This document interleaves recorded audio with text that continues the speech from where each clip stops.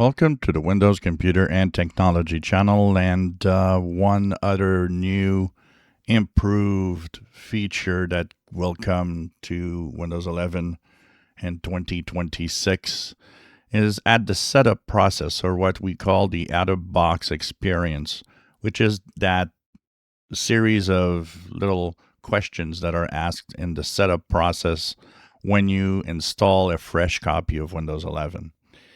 One of the first things they said is that the experience will be faster.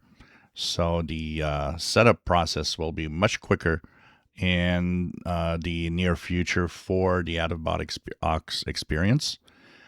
Also, one interesting thing that is apparently being pushed because the groups that are now looking into Windows 11 are saying that, well, close to be the number one issue that people have is the famous Microsoft account that is required.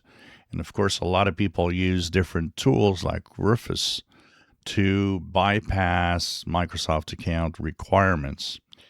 It would seem that the team internally at Microsoft is pushing hard to make sure that the out-of-box experience we will get later this year will actually have the option to not use a Microsoft account.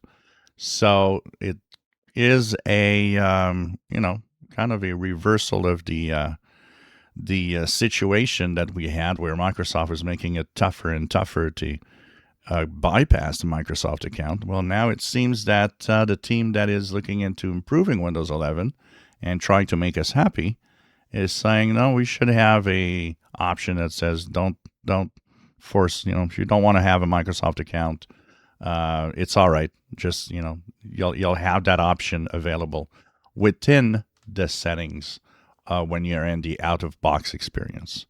So that, I think, is good news for a lot of people. Once again, I think people are trying to make Windows 11 an operating system that users will love.